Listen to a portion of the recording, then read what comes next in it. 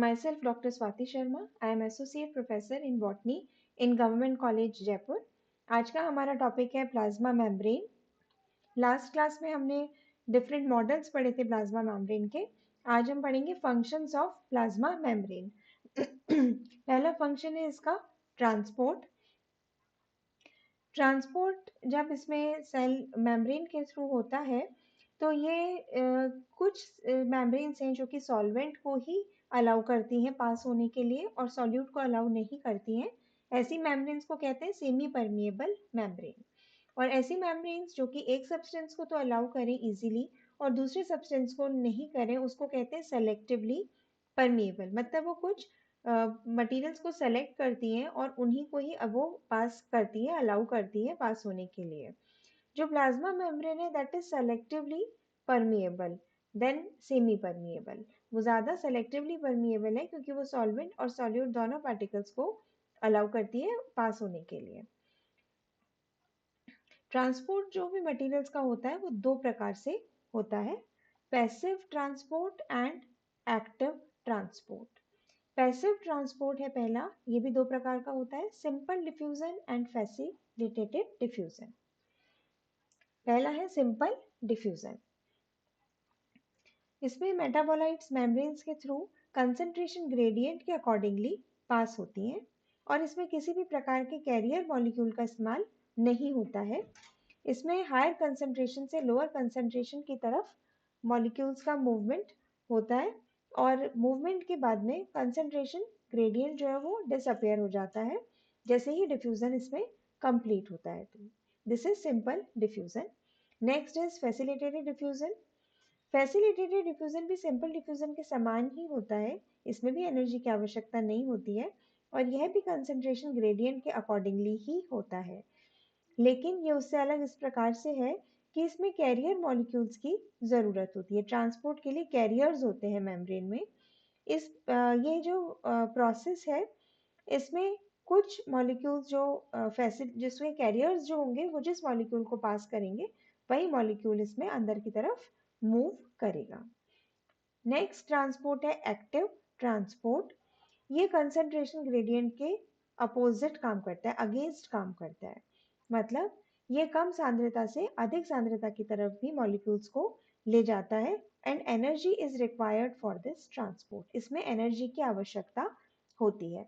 तो passive transport में energy की आवश्यकता नहीं होती है, एक्टिव ट्रांसपोर्ट में एनर्जी की आवश्यकता होती है. पैसिव ट्रांसपोर्ट कंसंट्रेशन ग्रेडियंट के अकॉर्डिंगली होता है from higher concentration to lower concentration और active transport against concentration gradient from lower concentration to higher concentration. Next है सेल रिकॉग्निशन एंड अडहेशन.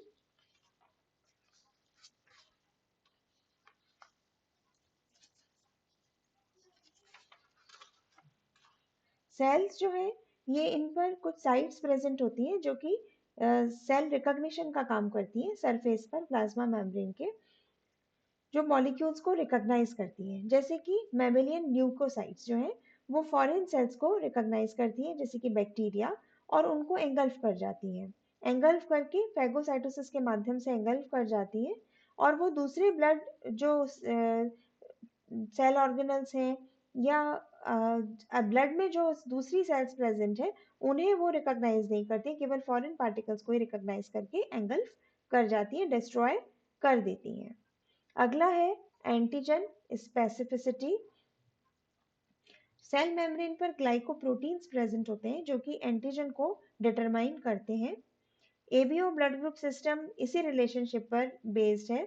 एंटीजन्स जो आरबीसी पर प्रेजेंट होते हैं और एंटीबॉडीज जो ब्लड सीरम में प्रेजेंट होती हैं. इस इंटर रिलेशनशिप पर ही ABO blood group system based है. Next is hormone receptors. Cells में मेटाबॉलिज्म को कंट्रोल करने के लिए हार्मोन्स पाए जाते हैं और सेल मेम्ब्रेन पर कुछ रिसेप्टर्स होते हैं जो कि स्पेसिफिक हार्मोन्स को रिकॉग्नाइज करते हैं और ये इंफॉर्मेशन सेल के अंदर जाकर के कन्वे हो जाती है और उसमें ये जो हार्मोन्स है ये मेटाबॉलिज्म सेल का स्टिमुलेट चेंज कर देते हैं, उसको ये स्टिमुलेट करते हैं. अगला फंक्शन है सिक्रीशन. गोल्गी कॉम्प्लेक्स की सिक्रेटरी वेसिकल्स में सिक्रेटरी प्रोडक्ट्स पाए जाते हैं। ये गोल्गी कॉम्प्लेक्स से वेसिकल्स रिलीज होती हैं और सेल की पेरिफेरी की तरफ मूव करती हैं और जाकर के प्लाज्मा मेम्ब्रेन से फ्यूज हो जाती हैं। इस प्रकार से प्लाज्मा मेम्ब्रेन इन सिक्रेटरी प्रोडक्ट्स को रिलीज करने का भी काम करती है। Next is oxidative phosphorylation. Mitochondria की मेम्ब्रेन और प्लाज्मा मेम्ब्रेन प्रोकैरियोट्स की, क्योंकि प्रोकैरियोट्स में माइटोकॉन्ड्रिया नहीं पाया जाता, डबल मेम्ब्रेन बाउंड स्ट्रक्चर्स उसमें नहीं पाए जाते हैं, तो जो माइटोकॉन्ड्रिया का जो फंक्शन है वो प्लाज्मा मेम्ब्रेन ही करती है। उसमें मीजोसोम्स प्रेजेंट होते हैं, इनफोल्डिंग्स होती हैं प्लाज्मा मेम्ब्रेन में, जिसमें सभी एंजाइम्स पाए जाते हैं जो कि माइटोकॉन्ड्रिया में पाए जाते हैं।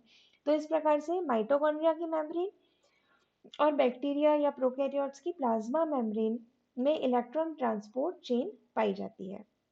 इसमें एक सीरीज में कंपाउंड्स होते हैं जो कि इलेक्ट्रॉन्स का ट्रांसपोर्ट करते हैं। एक चेन बन जाती है जिसमें कि इलेक्ट्रॉन का ट्रांसपोर्ट होता है।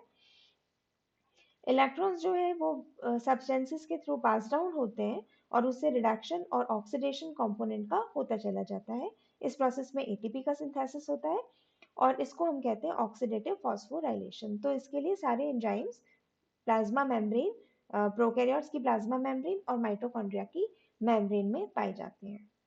Next is endocytosis and exocytosis. Endocytosis के माध्यम से सेल के अंदर मटेरियल का ट्रांसपोर्ट होता है और एक्सोसाइटोसिस के इसका जस्ट अपोजिट है, मतलब मटेरियल का ट्रांसफर बाहर की तरफ होगा। एंडोसाइटोसिस के दो प्रोसेसेस हैं, फैगोसाइटोसिस एंड पिनोसाइटोसिस। फैगोसाइटोसिस और सेल ईटिंग, इसका मतलब ये है कि ये जो सॉलिड फूड होता है उसको सेल इंजेस्ट कर लेती है, इसलिए इसको कहते हैं सेल ईटिंग। पिनोसाइटोसिस और सेल ड्रिंकिंग, इनमें की फ्लूइड मटेरियल लिक्विड का इंजेशन होता है, उसको अपने अंदर वो एंगल्फ कर लेते हैं। और इसका रिवर्स प्रोसेस होता है एक्सोसाइटोसिस, जिसमें कि मटेरियल प्लाज्मा मेम्ब्रेन के थ्रू बाहर रिमूव हो जाता है। अगला है इसका function chemo reception. Chemo reception और रिस्पॉन्स टू केमिकल स्टिमुलाई, मतलब पर्टिकुलर केमिकल को के लिए वो स्टिमुलेशन शो करती है प्लाज्मा मेम्ब्रेन। इसमें बैक्टीरिया टू मैमल्स जो सेल है उसमें कीमो रिसेप्शंस पाए जाते हैं जो कि केमिकल रिसेप्टर्स होते हैं, सेल मेम्ब्रेन के साथ में जुड़े हुए होते हैं और बहुत सारे स्टिमुलाई के लिए रिस्पॉन्ड करते हैं। लास्ट फंक्शन है इसका ट्रांसमिशन। नर्व सेल्स जो है उनके थ्रू, उनकी जो मेम्ब्रेन होती है नर्व सेल की मेम्ब्रेन, सरफेस मेम्ब्रेन जो होती है वो नर्व इम्पल्सेस का ट्रांसमिशन करती है। तो इस प्रकार से सेल्स के द्वारा ट्रांसमिशन का प्रोसेस भी होता है। ये सारे थे सेल मेम्ब्रेन के फंक्शंस। Thank you.